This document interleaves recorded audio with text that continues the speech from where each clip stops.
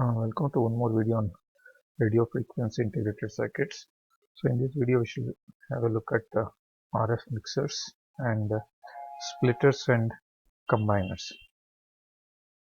So this is a typical communication receiver which consists of an receiving antenna as a RF amplifier. So there's a mixer which is taking one more input along with the RF amplifier output. So other input for this mixer is the local oscillator signal. The output of the mixer is the intermediate frequency output, so which will be applied to an EF amplifier and a filter. There's a demodulator, and we want to have a AF amplifier. Suppose if you are demodulating an audio signal, so there is a AF amplifier and followed by a load in the form of a speaker. This is a typical communication receiver, which is a super heterodyne type of receiver where we have an amplifier, local oscillator connected to a mixer, which generates an intermediate frequency signal, and then it's demodulated, and finally the AF audio frequency signal is amplified and connected to a load. So let us see what is this specific RF mixer. So these are different ports of a RF mixer. As we know that it has got three ports. So one is the RF input, which is the signal coming from an input source, which is at a very high frequency, which is at the range of a few megahertz to thousands of megahertz, and we have a local oscillator signal. So depending on which of the input signal you are supposed to select, so we can change the frequency of the local oscillator so as to down convert that RF signal to a intermediate frequency. So the third port of a double balanced mixer is normally referred as IF, or the intermediate frequency output. The signal on the output of an ideal mixer would contain, so this is only the product, which is usually the sum and the difference of the frequencies of the two signals. So here we're going to have the IF output, we're going to have the sum and the difference. So IF amplifier, this IF output, of course, the mixer actually consists of a product modulator come a band pass filter. The band pass filter will select either the sum or the difference at the IF output. So this is the symbol of a RF mixer, which has got two input ports and an output port which is having an IF frequency. So types of mixers. We're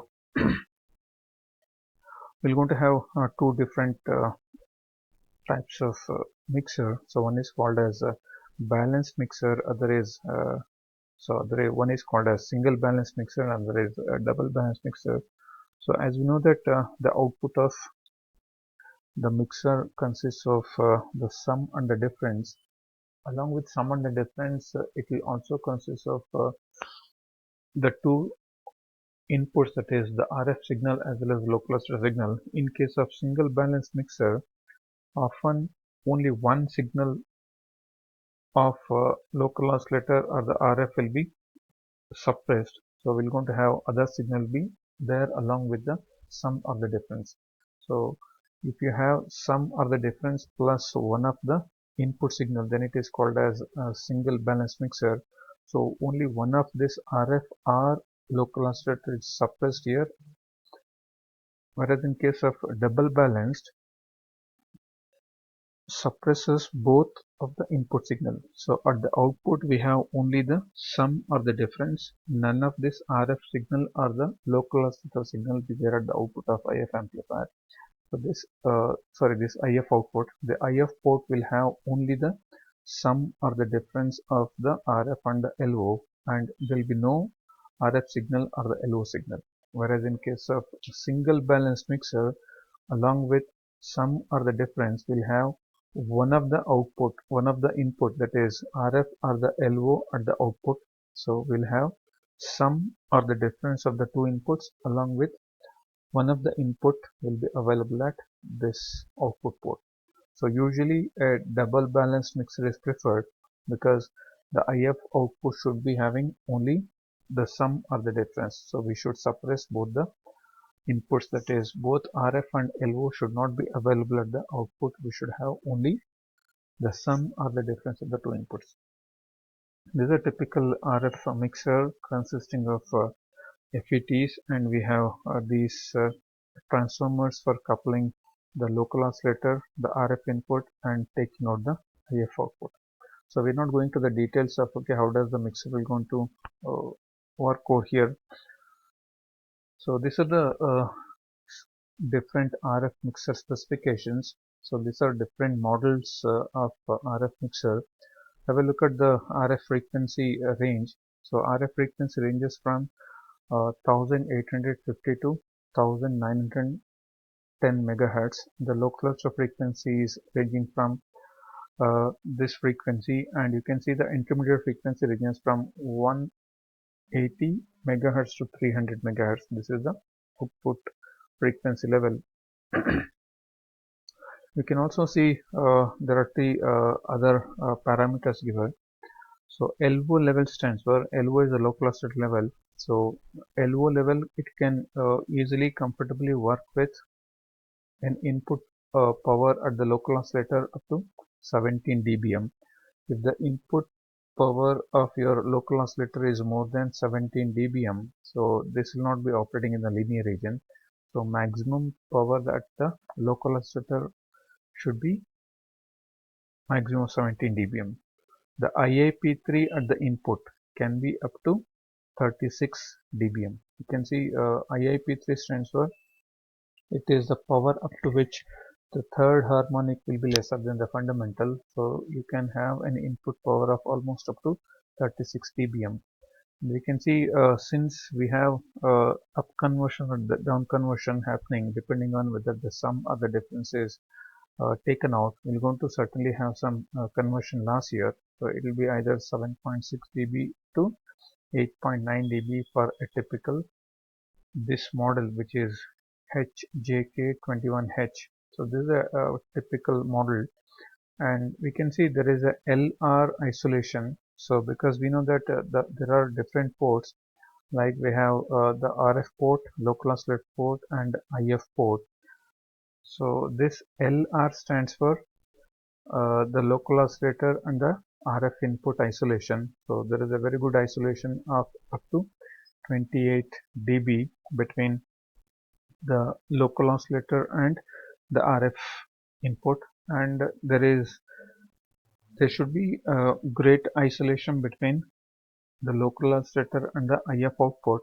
So for a typical mixer, so it has got a typical value of 25 dB and minimum of 18 dBs. So you can see this particular second mixer has got very good parameters in terms of it can accept almost up to 19 dBm of the local oscillator input. It has got a IIP3 input level of almost 38 dBm, and of course the conversion loss is also the least possible here. The typical value is 7.5, and except the last one, so this has got a very good conversion, and we have very good isolation between L and R as well as between L and I. So among all these four RF mixer, second one seems to be very good. Of course, the operating range of the IF is also ranging from 50 megahertz to 200 megahertz. Let us have a look at what is this RF signal splitters and combiners. So we know that if at all, if you want to divide any signal at low frequency, we can simply have a potential divider. If you want to add any two signals, you can simply add it to a simple adder circuit. Whereas when the frequencies are very high, simple resistors and amplifiers are not possible, or not suitable for adding or subtracting, or adding or taking a sample of that signal. So we need to have a specific splitters and combiners for this RF signal splitting and combining. So let us have a look at different types of RF signal splitters and what are its specifications. So this is a RF signal splitter block diagram. So this is the input port, So why there is a specific port is because we have to always think of the matching of the input port to the splitter. So there should not be any reflections happening over here, so they should be perfectly matched to the splitter impedance. And we have two output ports, so because this input which has been fed here will be split between these two output ports. And similarly we have a RF signal combiners. So the two inputs are connected here and both the inputs are combined, and going to have a combination of the two inputs will be coming out at the output port.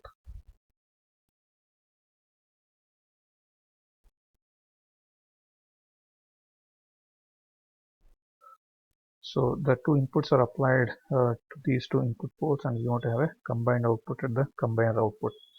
This is a typical RF splitter. We can see there is only one port on here, and we have two ports here. This can be used as both the combiner as well as splitter. Suppose if these two are used as input port, so this output is a combined output. If you are using this as the input, these two ports will be the output ports. We can see the frequency of operation is 1 to 31 megahertz, and it can handle up to 500 watts. And you can see, more importantly, the input impedance is 50 ohm and output impedance is also 50 ohm here. So this is a typical application of a splitter. So we have an input voltage, a transmitter connected to input port here, and one of the output port is connected to amplifier. The other output port can be connected to a dummy load. So this output port will be the signal from this output port is connected to amplifier, so that you can use it for further process. Let us have a look at another important application. So typically, of course, we can also have a satellite signal as the input for a splitter, because satellite signal has to be analyzed by different analysis. So this there are n number of satellite receivers. So all the receiver outputs are going to the video matrix switch or the modulator. So these are given to different modulators here. So likewise, a single signal can be split into different outputs here. So this is a typical application of a splitter circuit where satellite signal can be split into n number of outputs. These are some typical specifications of a 50 ohm input and 75 ohm output splitter circuit, splitter combiner. You can see we have typical specifications like isolation between the input and the output port, what is the insertion loss, what is the phase unbalance and amplitude unbalance. You can see there is a phase unbalance of only 3 degrees, lower value, upper value is up to 5 degrees, and amplitude unbalance is it should be actually 0 dB. So 0 dB corresponds to there is no change in the input and output amplitudes. We have 0.6 dB and 0.5 dB as the minimum and the maximum values. And we have the isolations, very good isolation from the input and the output, because input and the output should be properly isolated. And we have a wide range of frequencies ranging from 50 megahertz to 1 gigahertz. So this is a typical specification of 50 ohm input to 75 ohm output. So this is just opposite. This is 75 ohm input and 50 ohm output. So it's typically these are the specifications what we are looking at for a splitter bar combiner.